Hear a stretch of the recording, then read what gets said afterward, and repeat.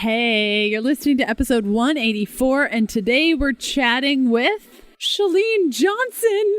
Oh gosh, if you don't know who Chalene is, you're gonna know all the things about her life and her work and all the things directly after this episode. But little story time. So we started Healthful Pursuit back in 2010. And in 2013, we decided, or rather I decided without telling Kevin, that I was going to quit my job. So that was a big thing. And after I quit my job, Kevin decided to move across the country with me. I went with him to take a new job, a new position. And when we moved to Montreal from Calgary, Alberta, all happening in Canada, my sister gifted me Turbo Fire. And Chalene Johnson is the creator of Turbo Fire. And I did that little workout. I mean, it's not little. It was epic. My body hurt every day. I did that workout every day before I sat down at my computer and worked on Healthful Pursuit when I was making $100 a month and had no clue how all this was going to turn out. So when Chalene reached out to me and said, I want you on my podcast, I was like, I will come on your podcast, but you need to come on mine. And she said, yes. And so here we are. It's so cool to get to chat with her, get to know her more as a human being instead of what we see on TV and Instagram, and really just hear about her story and the transitions that she's made over the years. And I think something you'll take away from this episode is it's never too late to change your mind. It's never too late to put yourself first. And I cannot wait for you to hear her story. So if you have questions about today's content, head on over to healthfulpursuit.com/contact and ask me. I'm sitting in a super hot room and I just turned the AC on. So you're probably hearing a little bit of a fan. Sorry, not sorry, because it's like over 100 degrees Fahrenheit, which has to be over 30 degrees Celsius. It must be over 35 degrees Celsius. I don't know. It's hot. So if you hear the fan running, I'm sorry, but I just couldn't sit here without the AC running. Now, if you want to catch up on previous podcast episodes and notes from today's show, head on over to ketodietpodcast.com. I got one cool thing to share with you, and that is right now, in this moment, I am still on tour. So if you have not RSVP'd for one of the amazing cities that I'm visiting, you can go to ketodietbook.com/tour and see if I'm heading to your location, or maybe you can take a little drive and meet me. I would love to give you a hug, sign your book. If you don't have a book, you can purchase books there. If you don't want to purchase, that's cool too. Just come hang out. I answer keto questions, life questions. We always have a blast. So today's guest, as I said, is Chalene Johnson. She's a New York Times best-selling author of Push and a lifestyle and business expert, motivational speaker, and podcast host. She and Brett, her husband of over 20 years, are the founders of Smart Life Movement. Today, with her husband, Chalene runs a fun-loving, collaborative team focused on helping others live a healthier, more simplified life through their online academies, membership sites, and live sold-out seminars. Chalene, with the help of top dietitians, doctors, researchers, and experts, founded the 131 Method, a nutritional coaching program that's turning the diet industry upside down. Chalene's new book, The 131 Method, just came out April 2019. She hosts 2 top-ranked podcasts, The Chalene Show and Build Your Tribe. Huffington Post recognized Chalene as one of the top 50 female entrepreneurs to watch. You can find out more by checking out her website at chalenejohnson.com. She also has a site dedicated to her book, which you can find at 131method.com. Okay, let's do this thing. Welcome to the Keto Diet Podcast. If you're new around these parts, I'm Leanne Vogel. You may know me as the international best-selling author of The Keto Diet, The Keto Diet Cookbook, Keto for Women, and the writer behind the site healthfulpursuit.com. As a woman, you already know exactly how hard it can be to lose weight, stay in shape, and make the best of your diet. I've put together a free 21-page guide exclusive to podcast listeners that shows you why imbalanced hormones are generally at the core of all struggles that women face when it comes to our weight and our overall health. Go to ketoforwomen.com for your free guide. In this free 21-page guide called Managing Hormone Imbalances for the Keto Lady, I share tips that will help you find success in adjusting your keto to fit your lady body. First, I'll provide 5 tips to help you stay focused as a keto lady. And lastly, we will review the top hormone imbalances that affect women, signs you may have a hormone imbalance, and actions you can take right now to achieve hormone balance. You can get your free 21-page guide at ketoforwomen.com. And thank you so much for listening today.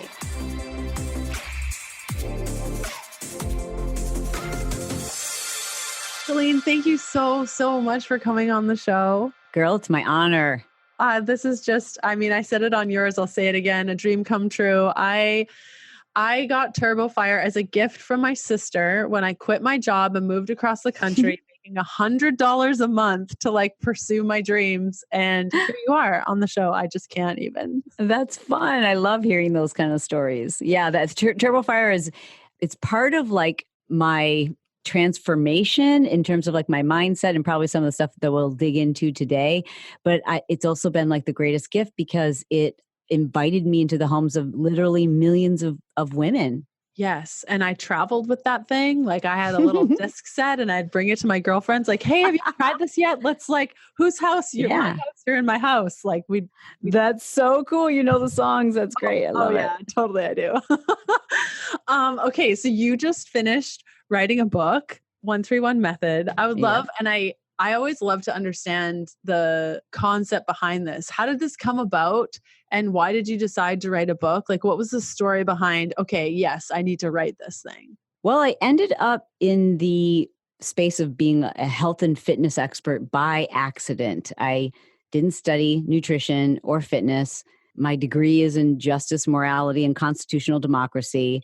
I had many businesses before deciding to just focus on a fitness business. So once that business really started to take off and I was creating workouts for health clubs, 24 Hour Fitness was one of my biggest clients at the time. And then eventually we were in literally thousands of gyms, and that caught the attention of infomercial companies. And I always felt I'm having tremendous success in fitness because I'm good at business, but I really don't know what I'm doing in fitness other than just I know how to have fun.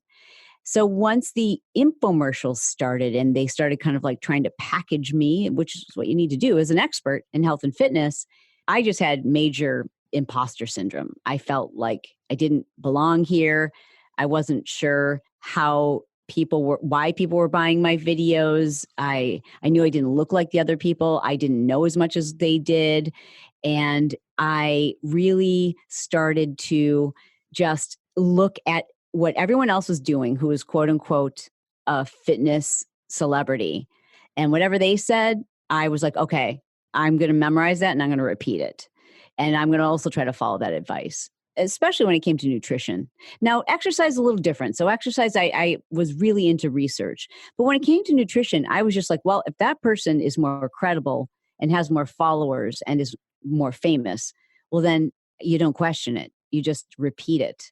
And so I did. And in fact, many of the nutrition programs that were often packaged with my consumer videos, I had no idea how to tell people what to do with their food. So they would hire people who would create these diets for me, and I would just, attach them to my name.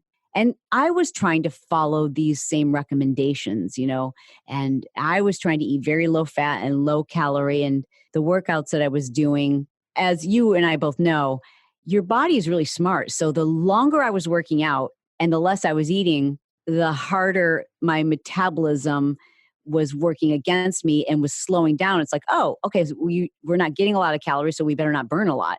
Oh, she's burning through a ton of calories, which means, and she's not eating a lot, so we better really slow her metabolism down.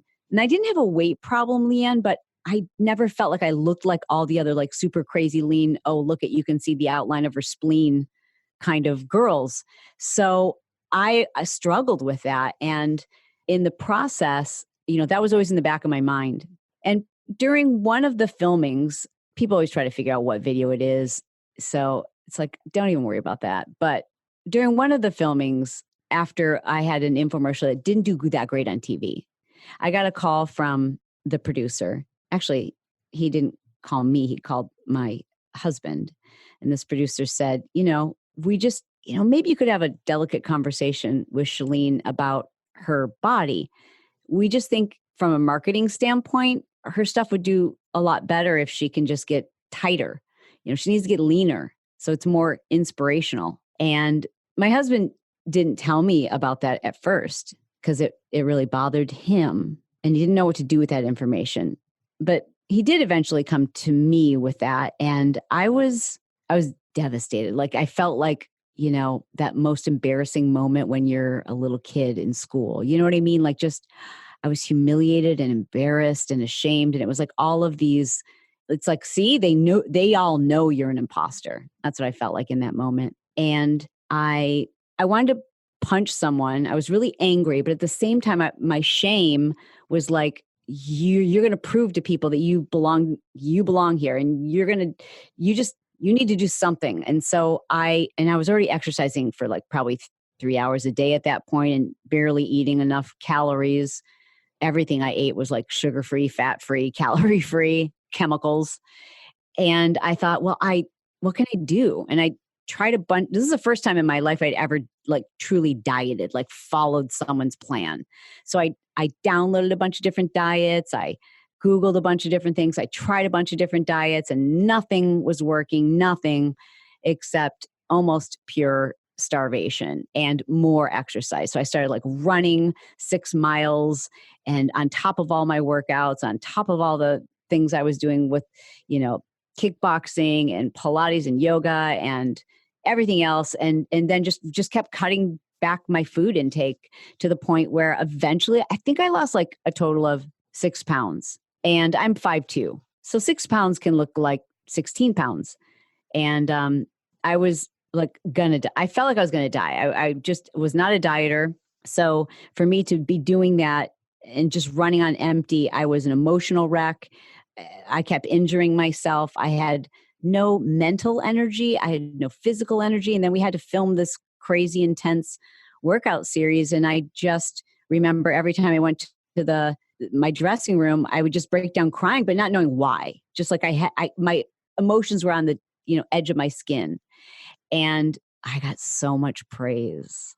Everyone was so happy. That's probably why I was crying, because I knew I literally felt like I was going to die. But there was so much praise. I posted a picture of myself just before we shot one of those videos on Instagram. And one of the very first comments was like, "I'm worried about you, Chalene. Are you okay?" And then another one was like, "Wow, you look anorexic." And I deleted those because there were like thousands of people saying, #body goals. Oh my gosh, I can't wait for this program to come out. I want to look like you. This is amazing. I can't wait to see what you're doing.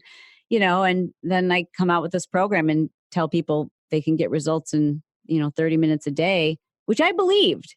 I knew that wasn't possible for me. And what resulted, Leanne, was I nearly destroyed my health in that process. Back to today's episode in a sec. Get a healthy dose of fat with F-Bomb nut butter packets filled with high-quality fats. Each single-serve packet is keto-friendly, no sugar, non-GMO, gluten-free, dairy-free, peanut-free, and vegan. And they won't blow up in your purse like the other packets that we've all tried. Just pure fats in an easy tear packet. Listeners of the podcast get this exclusive epic deal that you won't want to miss. Buy any 2 10-packs of F-Bomb nut butter packets and get a free 10-pack of F-Bomb premium oil of your choice. Go to healthfulpursuit.com/F-Bomb and use the code LeanneFree, that's LeanneFree, all in caps, no spaces, to choose 2 nut butters, then get a free 10-pack of oil. Choose from MCT, olive, avocado, coconut, or macadamia nut oil. You'll love the convenience of taking healthful oils with you on the go. No more inflammatory oils on your takeout salads or warm meals. Just rip into one of the oil packets and away you go. Again, that's healthfulpursuit.com/F-Bomb and use the code LeanneFree. Okay, back to today's episode. I have so many questions for you. So how did you feel like in my past, when I have praise for unhealthy behaviors, in that moment of you crying and like, did you feel like you knew something was wrong? Yeah. Right? I didn't know anything was wrong with my health. Mm-hmm. I just knew there was no way this was maintainable. Like I knew that I didn't have any time for my business or my family because I was spending so many hours exercising. I knew that I was having broken bones, broken ribs, strained muscles. I knew that I couldn't think straight. I knew that my brain was suffering. I knew my sleep was suffering. I was sleeping like 3 to 4 hours a night because I'd have to wake up at 4:30 to start my workouts. And so I knew that it couldn't last for long, but I was planning on trying, and I was also angry because I wanted to be honest and tell people like, yeah, you know what? It's no, I can't do it in 30 minutes a day. Maybe you can. Maybe your body will look like this in 30 minutes a day, but not mine. And even still so I got down to almost 11% body fat. And here I am, 11% body fat filming, and a cameraman who was a nice guy. I've filmed with him on other projects, and he whispered to me, and I was like, I was in a plank position, and he was like, kind of like coming down, panning down with the camera, and he whispered to me, "Don't worry, I'll shoot around your trouble spots." What? And I thought, motherfucker, like I'm in plank, the camera's on me, keep smiling. But I just literally wanted to break down and cry and punch him and be like, okay, well, why don't you go outside and smoke your cigarette again with your big gut? And you're going to tell me you're going to shoot around my trouble spots? Like, really? Really? But that's the industry I was in. And I don't blame, this isn't like specific to the company that I worked with or that production crew or that cameraman. That's the freaking industry, and that's TV. You look at some of these reality TV stars, they get thinner each season, and you see like even singers, like when they struggle so much with their weight. Like this is the industry and thin cells. And when it comes to fitness in particular, thinner, leaner, stronger, unattainable is inspirational. And I just realized like there was so much anger in me over these instances, but I also didn't want to give up. Like I didn't want to be kicked out of the club. I didn't want to have to, be kicked out for, being 15% body fat or whatever. But then I had a lot was going on with my brain. Like I literally, it wasn't just brain fog. I call like brain cement. Like someone would be walking towards me, like a close friend who I see 6 times a week. And I'd be like, oh my God, her name is. Oh my gosh, what is her name? Like literally. So I'm like, something's going wrong with my brain. So I had brain scan done thinking that like I must have a brain tumor or something. And I had a brain scan done at the Amen clinic, and Dr. Amen and I had all my nutrition panels done and my hormone panels. And when I sat down to go over the results with him, he just said, I know who you are. I've seen your infomercials and I know you're a health expert, but you're getting a failing health grade. This is really, really serious. How did that feel? What was going through your mind at that point? I felt angry with myself because my first thought was about my kids. Like, how could you do this to yourself? What, like everything kind of like flashed before my eyes. Like all the things that little voice in the back of my head kept saying, this probably isn't good for you. This probably isn't something you should be doing. You should probably getting more sleep. You should probably be getting more rest. Like all those little things, but you go like, yeah, but you got to get leaner. You've got to, you want people to see you as an expert. You've got to look the part. And so in that moment, I'm not a crier, but I bawled my eyes out. And I also, because of my kids, I'm like, all right, I'm done. I have no business leading others if I have led myself into a position of declining health. If I've shortened my own life to look a certain way, I have no bit. And so I refused, I had additional projects that were coming my way in fitness. And people were very angry. Like, when are you going to do another program? I'm like, it's hard for me to explain, but I don't deserve to do one. And I shouldn't be doing one until I understand what it really means to be healthy. And I don't know. I don't know anything about nutrition. I don't know how these things impact my body from the inside out. I don't know the things that I've told you to do. I don't know if they're good for you or not. I assume they're not because I've been doing them and look at me.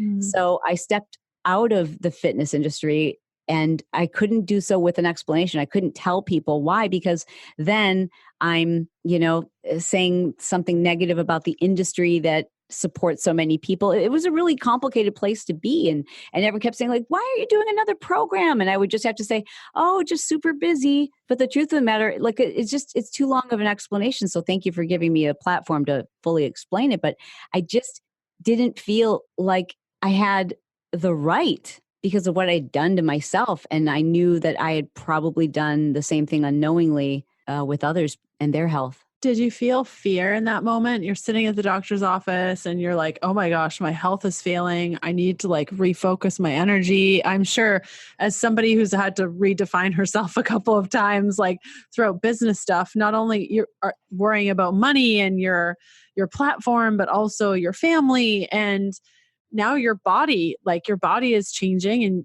did you feel a loss of control or fear? How did you work through all of that? I didn't fear the money part of it because I think it's a misnomer. People assume like, oh, if I've seen you on TV, then that's where you make all your money.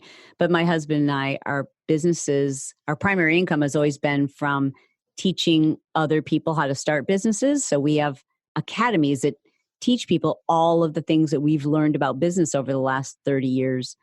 And so that's always been our primary source of income. But my primary source of notoriety was fitness. So I knew that, gosh, the way people maybe know me, that's going to shift for them. But like people always say, you've really changed a lot over the years. I haven't changed at all. I just have evolved, right? Like what it is I want to talk about is evolved. And the one thing that never felt really like me were some of the things I was doing in fitness. And the majority of our money was always made by helping people use their purpose, their story, their ideas to create an income for themselves by starting their own business. So I wasn't worried at all about business or what I was going to do, because also with infomercials, you film for like 2 weeks and then you don't do anything with it. The machine starts to do the work for you. So I was concerned, however, about my brain and what I saw in the scans, but I was also reassured. And I also know, like I'm sure you're like this, Leanne, too. Like one thing that gives me incredible confidence is digging in and researching. So I shut everything else down. And that's what I did. I was like, all right, well, I'm really blessed to have this podcast where I can reach out to every expert and they're likely to come on my show and I can pick their brain and I can use this for my own benefit. And I can start to set the record straight and help my audience heal as I'm healing. And that's what I chose to do. And I listened and I followed every single piece of advice that I could find. And I was a good student. And it took several years to restore my brain health and do a follow-up SPECT scan to see the changes in my brain, the changes in my health, my hormone, everything. Everything is different today. And it wasn't easy. It wasn't like as simple as we want it to be. Like, oh, you just eat this and you drink that, and then you'll do this workout. It's just not that simple because it's different for every single person. And that is why I wrote to finally answer your question. The reason why I wrote the book is because I'm good at simplifying really complicated matters. And frankly, our bodies and our health are pretty complicated. And we don't have it completely figured out. But I wanted people to understand that we are not dumb. And we have to stop thinking of ourselves as being too dumb to figure out our own science. Like you can be a scientist, you can conduct a study of one, and you can figure out what works for you. And it isn't that hard if you understand some basic premise about how your body works and why things might work one way for one person and a different way for another. If you understand our epigenetics and really just spend a little bit of time understanding those basics, then something that's really complicated, you can start to make the right decisions, informed decisions, instead of relying on someone giving you a list of approved or unapproved foods. Yes. And you did such a great job. Like I read the book over the weekend and it's very clear. And I loved actually the SPECT imaging. I found that very fascinating that you included that image of your brain before and after. I loved that. I totally geeked out over that. And all the little messages throughout. There was one message especially, I don't remember where it was, but I wrote it down. Practically from birth, we are conditioned to believe we are flawed. Mm-hmm. And that's so true. And that's something that I've struggled with, that I know that so many women struggle with. Specifically, I'm sure there are a couple ladies listening right now. Like, what flaws have you seen in yourself? We've chatted about how you felt like you were never enough and that you were always comparing. Do you still struggle with flaws now? And what's your relationship to them now? Yeah. Now I am in this place where it's weird. Like I've unfollowed all of the people who it's like, that's not realistic. I don't need that to trigger me. I don't need to hear about your quote cheat meal. I hate those kind of terms and just the unrealistic body types.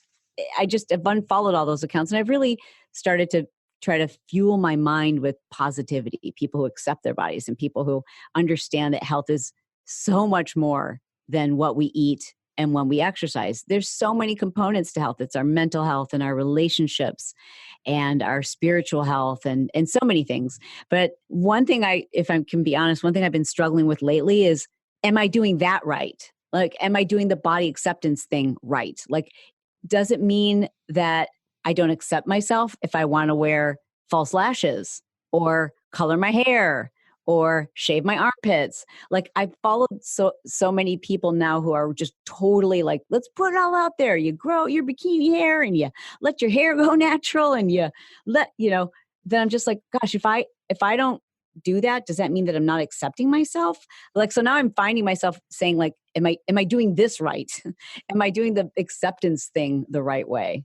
Isn't that funny? I've gone through that too. And I mean, isn't there like a drawer in your kitchen where you keep your lashes? Like, you're devoted to the lash game. That's what I do best in the kitchen, is put on my lashes. I'm not a chef. That's my husband's game. And but see, the thing is with lashes, for me, I love lashes because they're so much faster than freaking mascara, in my opinion. And I don't like to do the lash extensions. I tried that route. And so it's like some people like to paint. I like to paint. I like to paint my face. I like to put on my lashes and listen to a good edition of a podcast and put on my lashes and have a nice cup of coffee and relax. Completely. And I think that like, if you're doing it for you, and I've struggled with that too, like, I love waxing. Like, I enjoy my body being waxed, and I just don't feel comfortable. I don't do it for anyone else. I don't do it to, align with a certain standard. So I think it really comes down to doing things for the right reasons. And if you enjoy painting your face and doing your nails and putting on lashes, and that's what makes you feel alive and wonderful, and it's a form of self-care, I think that's completely acceptable. And on the flip side, a form of self-care for another woman could be letting her arm hair totally fly and have at her, but I just wouldn't feel comfortable. Like, you know, have you found that too, though? Do you struggle with that too? Like, oh gosh, so, now, and also this like kind of full circle where people are like, judge it. Like, if your body acceptance, then why are you, and they'll just go to any link. Like, why are you coloring your hair? Or why are you wearing accessories? It's like, really, just we're taking it too far.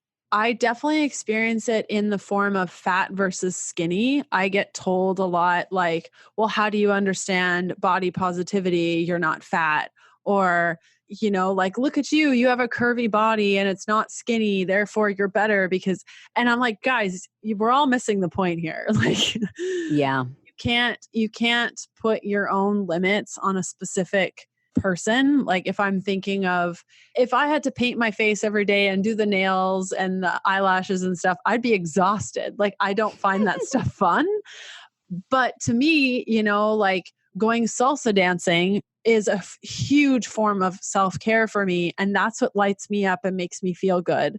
So I think it really comes down to what lights you up, what makes you feel good. And just because you do certain things doesn't mean that you're not worthy of a certain message or a certain thing. And how dare people that are trying to be more self-aware and more self-expressive and more inclusionary are not allowing certain people in the club because they don't align to their own values. Like, it doesn't make any sense to me. And I've dealt with that over and over and over again. And I don't know the answer to that other than how could you possibly know, because you're not me. I just yes. Lead with love. With love. Exactly. Like, worry about yourself. There's so much that we all have to work through. So I'm just going to be over here in my corner, living my truth. Back to today's episode in a sec. ButcherBox features 100% grass-fed and finished heritage-bred pork and organic free-range chicken. ButcherBox sends you high-quality, health-promoting meats directly to your door on dry ice and free shipping anywhere in the lower 48. ButcherBox makes committing to quality protein sources less expensive and more available to everyone. Their prices are hard to beat, and it's challenging to find a higher quality product anywhere in the USA. I've been using ButcherBox for years and love the convenience of a package showing up just when I need it, and their ground sausage is an absolute dream. ButcherBox has put together a super special deal for all listeners of the show. Order your first box and get a special gift plus an additional $20 off. Now, this special gift is so epic that I can't even mention it on the episode today. So you'll have to go to butcherbox.com/keto diet to check out the deal plus get your $20 off your very first order. Again, that's butcherbox.com/keto diet to check out the deal plus get $20 off your first order. If you're unsure of the link, simply check out today's show notes for all the details. Okay, back to today's episode. Okay, so 131 method. I had no idea what it stood for. I was like 131 or 131 method, but now I know: 1 health objective, 3 weeks of diet phasing, 1 week to fast and fuel. Yeah. Can you explain the health objective piece first? Yeah, that piece is really important for me because I need everyone to understand that health isn't just weight loss, right? Like we shouldn't look at our nutrition simply for weight loss. We should be looking at our nutrition to solve many of our health objectives. That might be having clarity in your thinking. It might be balancing your hormones. It might be dealing with clearing up your own skin. For me, it was my brain health. For me, it was energy. It wasn't about weight loss. For me, it was about understanding how to get healthy. So you start with your own objective, like what, and I ask people to say to themselves, to not think about your weight, but to think about like, if there were one thing that you know, it would make you feel better. Like it's a thing you're thinking about all the time and it's holding you back. That's probably your number one health objective. Maybe that is the fact that you can't get pregnant, or maybe it's the fact that you have cystic acne. So start with your own objective. And when you start with your own objective, that means from the get-go, what you're going to do is going to be different from what I'm going to do. And then we enter into 3 weeks of diet phasing. But if you don't start first with your objective, then you're just on a diet, right? Because the whole method, the whole concept behind the 131 method is that you learn enough about your body that we're going to give you some structure, but it's up to you to personalize it, to figure out how to make it work for your objective. And then the last one is for a week of fasting and refueling, which for some people is just the refueling. It might just be taking a break from intermittent fasting, or it might be doing one of the 5 different or 4 different fasts that we cover in the book. And that even those things, that's very personalized. Like there's not one way to fast. It also depends on what your objective is and if it's the right time for you to do it or not. And you certainly don't have to fast every 4 weeks. But if you do, here are some different things you can try based on your health objective. And it's really teaching people. My whole goal with the book is giving people enough structure, right? Because that's what we want. People are like, you've had this happen, Leah. And they're like, just tell me what to eat. Just tell me what to eat. And I know people want that. And this is a nice balance where I can help people say, okay, we're going to give you some guidelines, but I want you to customize this. I want you to make it yours. And more than anything, because there are 3 phases, it's like exposing people to the fact that you don't have to just find your diet tribe and hang on to it like with a death grip.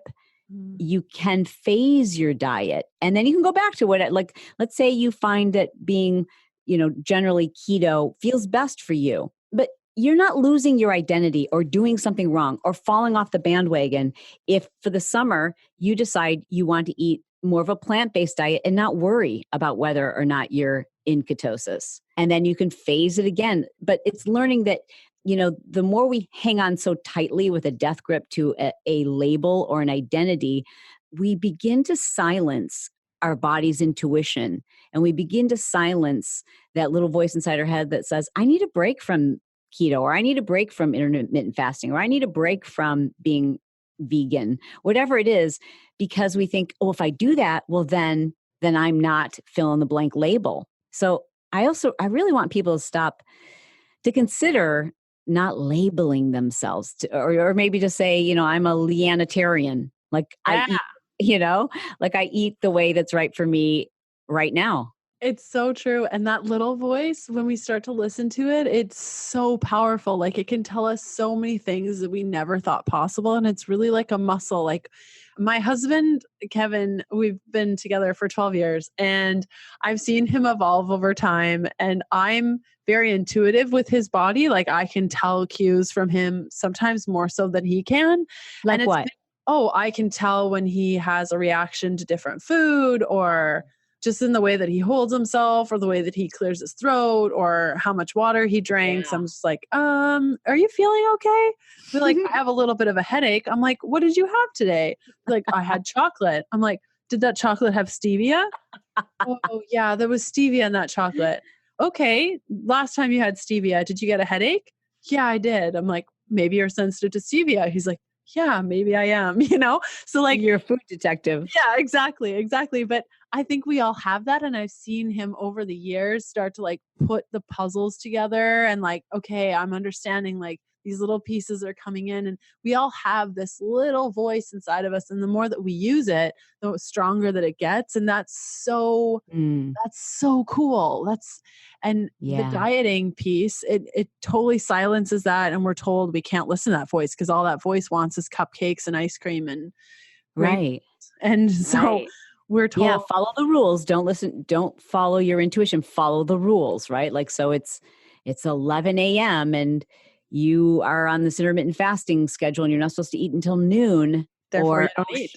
exactly. Or, friends asked you out to dinner at 7 p.m. and you're having a panic attack because you Mhm. need to be done eating by 7 p.m. Like, what do you do? Like, you live life. Yeah. It's that 80-20 rule. It's like realizing, oh, well, I can make an informed decision. It's, just trying to get people to live Mhm. live and make informed decisions. Like, it's okay to have a cocktail and whatever it is, that isn't great for you. But if you're informed about how it's going to make you feel, then you're making an informed decision and you can have it. You can do whatever you want as long as you know how it's going to impact you and that you're willing to deal with the consequences. Yes, making a choice. I hope you're totally digging this episode. I love putting these together every week, and I hope you're getting something out of it. I love seeing where you're listening from. So next time you're listening, or even right now, take a picture of yourself watching the show or a screenshot of your favorite episode and tag me on Instagram at Healthful Pursuit. And if social isn't your thing, that's totally fine. Just jump on your favorite podcast player and leave a review for the show. Okay, back to the good stuff. And so since you listen to your intuition and you're working on that little voice inside, what are some like major nutrition lessons you've learned in the last 6 months? Because I always find like your body's always changing. You're always learning new things. What's like one big takeaway that you've learned recently about your body? Stress is huge. Like, so no matter how on point my nutrition is, I recently had a flare up of Epstein-Barr, and it was during the writing of my book. I always say, if you want to do something really unhealthy, write a health book, because it is hard work. And especially because I knew I had such a debt of responsibility to my audience that like everything I wanted to research it and fact check it and double check it. And then just before it published, I wanted to check again and see if there was new science. So I got myself so stressed that proper nutrition and the right exercise can't cancel out having too much stress in your life. So that's one thing, is that food can fix most things, not all things, right? We've heard that food can fix everything. Well, not necessarily. You also have to factor in your environment and lifestyle, and stress is a big part of that. Other things I've learned, things I've really enjoyed, is I can eat really whatever I want, and I can have, it's crazy to me now, not that I count calories, but the few times I have, like, just to go like, I wonder how many calories I'm having. It's like probably 3 times what I was trying to sustain on when I was exercising, 3 hours a day. And it's foods that I enjoy and I feel different. And also just that awareness, like you said, like having the intuition about your husband, where before when I had a headache, I'd be like, oh gosh, I have a headache. Where's the Advil? Now I'm like, that's weird. I have a headache. What did I eat? And then I try to put 2 and 2 together, and I'm like, and then it's kind of interesting to have a headache. I'm like, well, this is kind of interesting. And then I'll like write some things down, like, oh, I know what it is. So just realizing just I mean, I haven't studied this for very long, but we're smart enough. You are smart enough to take in a little bit of information and to tell yourself, I'm going to remember this. And I find it fascinating and how much more fun it is to be informed. Yes. Yes. I totally agree. Yes. I couldn't imagine not being informed with my body. I mean, I'm on the other spectrum of it. Like my friends call me like the walking lab. Like I can tell like instantly if there's something bad in a food or if I'm not feeling good in something. I have such a strong intuition. So, but I think, for the average bear to just like have to know that certain things give them headaches or that they need a certain amount of sleep in a day if they have a big meeting, and all those little things just make life so much easier. Like there's no more Yeah, guessing. they really do. And for the longest time, I just ignored them. Like I wore my work ethic like a badge of honor, like, and just keep pushing through it. And eventually it does take a toll on you. And it's a much more fun place to be when you recognize that the only rules that you could possibly ever need to live by are the ones that are right for you. And so the sooner we realize, like when someone says like, oh, is this going to kick me out of ketosis, or is this allowed? I always say it's crazy to me that a grown adult would ask another adult if they're allowed to eat a particular food. Are you allowed? You're the adult, and they're really smart, doctors and lawyers and engineers, that when it comes to food, we've been so conditioned to believe that we are not smart enough to figure this out. We need to follow someone else's specific plan that works specifically for them because, my God, look at their body. They look amazing. Therefore, I need to do exactly what they're doing. And if I do exactly what they're doing and I don't look like what they look like, well, then I probably didn't do it right. And that's just a bunch of BS. And that has got to end. Yes. I need to like make that the audio clip for today's episode because it's so beautiful and I couldn't have said it better myself. Now, when it comes to the relationship you now have with food and how that's adjusted, you're eating more, you're feeling better, you're still rocking the lashes.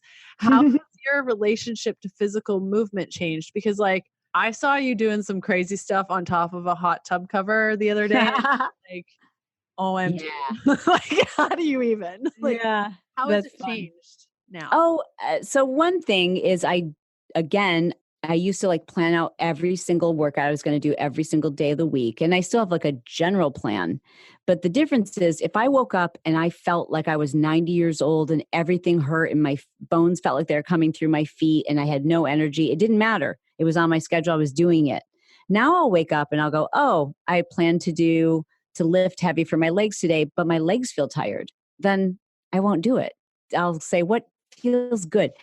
I do try to honor the gift of my health every day with some form of movement, but that might be a walk on the beach. It might be just gentle stretching or foam rolling or moving my body. I believe that we have to move our bodies, and that's something I do because I love myself and I love this gift. And if you have ever had your health taken away or your ability to exercise taken away, then you know how truly grateful we should be every day that we have it. But what's different now is I don't do hours and hours. I don't beat myself up and I listen to my body. I go, I wonder what do I need today? And I way cut back on my cardio. I just really do short bursts of cardio now. And I love strength training. I love feeling strong. And strength training doesn't necessarily always mean lifting weights. I love moving my body rhythmically to music. And that's strength training. I'm strengthening my body in the way we do in yoga. The form that I practice is called Payo. And I like to think of it as yoga for hyperactive people who love music. Like it's very rhythmic and it feels like dance and the music tells you what to do and I can get lost in it. But I just don't beat myself up anymore. I used to do workouts that were just brutal, literally brutal, pounding. And I thought if I didn't hurt and if I wasn't exhausted and just dripping in sweat, then it wasn't a good workout. And that I had to learn that that's not natural. It wasn't allowing my body to heal. I was throwing myself into adrenal fatigue and I was working at a deficit that I could never catch up on. Do you remember what that process was like for you? Because if I rewind myself 5 years and listen to what you just said, how you were like pounding the pavement and doing all the things and hurting and bleeding and just like horrible workouts to now where you have such a great relationship with it. When you decided to make that shift, was it terrifying? What did you do? Because I know that there are women listening right now that are like, that's really great.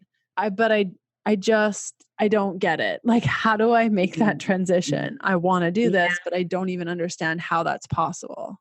So when you asked me that question just now, I've really tried to go back and not give you an answer today, right? Like to go like, what was I thinking? And I think if I'm being honest, I was afraid. I was afraid that I would gain 20 pounds, that my body would become soft and that I would lose people's respect.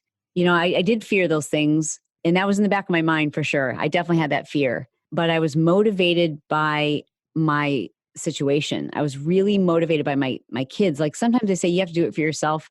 Maybe I did it for, I don't know if I didn't have children, if I would have been as motivated to make these immediate changes. But because I did have kids, it was bigger than me. And my love for my husband and my love for my children was such that I was like, first of all, I'm being a horrible role model. And secondly, I want to live longer and I don't want them to have to care for me because I'm in cognitive decline, way earlier than what I should be. So that, and I was tired, I was really tired. Like I couldn't go any further. I was on empty, and it was just someone pointing out the gas gauge, pointing to the fact that I was on E, that I had to go, wow, I have been running on E for a long time and it has caught up with me and I can't keep going. And so frankly, it was literally that day, the day that I reviewed my brain scan, that I was like, I was teaching a 5:30 a.m. workout for more than 20 years and at the same gym. Obviously, I didn't need to do that for financial reasons, but it was part of like my identity, and it was part of what got me exercising very early in the morning so I could get in all my hours. That day on the way home, I called the manager of the gym and said, I'm giving up all my classes. Because I knew this situation, I couldn't just scale back. I needed to like go cold turkey and just wake up the next day and go, what do you need? That's amazing. I know how terrifying that can be. I've been there, and it's amazing that you use your family to get you there. And I guess my next question would be really, how was the relationship with your husband and your kids at that point? Because I could imagine that if you're working that hard and you're dealing with all the things and you're crying and you're working on your business and your videos, and how was your relationship with them and how are you showing up in their lives at that point? Yeah, it's a really good question. I hadn't thought about that. I don't think anyone's ever asked me that before, because my first thought, usually when someone asks me about my relationship with my husband, I talk about the fact that we've overcome addiction and our relationship is so great today. But, our relationship probably is really great today for more reasons than just that. And it probably does have a lot to do with the fact that it's a miserable state to be in, where you're constantly controlled by your next workout and you're constantly controlled by your body image. Like my, identity, everything that literally what people knew me for, not what we were making our money for, which was business, but like what people knew me for was like being known in the fitness realm.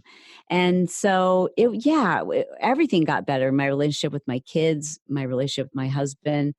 Since then, I've had my daughter on the podcast a lot, and she suffered from orthorexia for several years in high school. And she claims it was track, et cetera. But I certainly know that just living in our household where the talk is about exercise and food and exercise, and think about all the people who get my attention and praise. It's like these before and afters, and look at all these people, look what they've done to their body by exercising for hours. So there was definitely, I have to take responsibility for how that may have had a negative impact on her in her orthorexia, because there was so much attention given to exercise and body transformation. And what does body transformation mean? It means that your body wasn't good before and now it's better. See what you were before, and now look at how this person is after.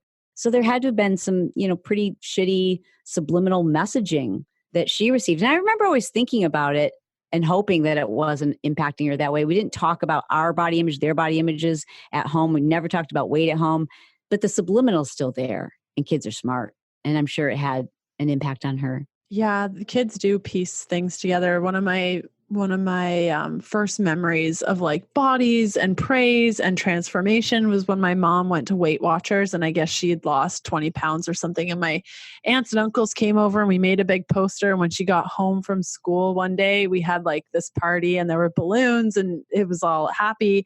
And I remember thinking like, okay, if I lose weight, then I get a party. Like it was just wow, cut and dry like that at such a young age to be like, lose weight, get a party. Like balloon. Yeah. It's interesting how it all.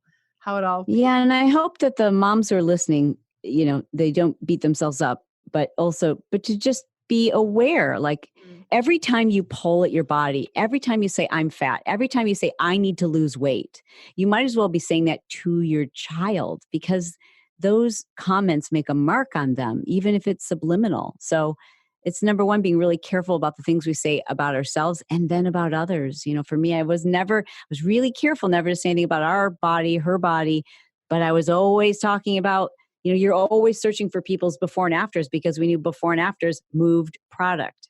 Yeah. So now that you've adjusted and you are working on yourself and you have a more balanced relationship to your body and food, how are you showing up in their lives now, in your kids' life, in your husband's life? Like how are the dynamics now? I don't think we could always be healthier, but we're just very open. We love to talk. Everyone in my family is a big fan of therapy. I've had both my kids on my podcast talking about their own experience in therapy and their own experience in terms of like what it was like for us as parents and how important it is for them to be open and to share and to teach. I think that's the most generous thing any of us can do, is to share with others what things we've been able to conquer or get through. And that's such a generous thing to do. And, that's why I love teachers. You're a teacher, and teachers, they're sharing information that can make people's lives better. And my kids are both pretty passionate about doing that. And it's just, the only way, they always say you're as sick as your secrets, right? And so I think the more we can be honest about what's going on and not be afraid to work with professionals, whether that's a coach or a therapist or a life coach, the better life gets. Like, every time you make an investment in yourself, life gets just a little bit better when you work on being a better human. Yeah, that's so beautiful. And I mean, if anyone follows you on Instagram, I'll include links. If you don't follow Chalene, you must, like yesterday. You guys have so much fun in your stories. Like I check your stories at least once a day so that I can, how has play and fun, had a role in your life now? Like, because you guys have a lot of fun. At least it looks that way. No, we do. I was voted, I'm really proud to say, even though I was lobbying to be like prettiest eyes or best dressed in high school, I got class clown. And that makes sense to me because I really do like making people laugh. And I have always really enjoyed just, it's a big part of my day. Like, if I'm not goofing off, then I can't be myself. I can't be creative. I just need to laugh and make fun of things and have a good time and play practical jokes. And that's always who I've been. If you watch like my early videos, the infomercial companies all let me put little practical jokes at the end of all the videos. And so I just want people to laugh and have a good time and not take themselves too seriously. So that my kids know, and my kids are really funny because that my husband's really funny inappropriately. So I usually can't post him up on my stories, but we do a little bit. And, life is too short not to laugh, and laughing is one of the best things you can do for your health because it really does help to reduce your stress. Beautifully said, Chalene. Thank you so much for coming on the show today and sharing your story. I've definitely learned more about you and about taking day by day and understanding that we can always shift. And I think that was a huge piece to our interview, is just no matter how messy things get, we have an opportunity to shift at any moment. So thank you so much for sharing your story with us. Well, thank you. I love everything that you do. And we are so very aligned. I'm sitting here in my house right now that when my husband gets home, I'm going to say, we need to sell this and buy a boat. Oh my gosh, I could teach you how to sail. I've become quite good at it. Okay, let's do it. Thank you so much, Leanne. Adore you. Thank you so much for coming on.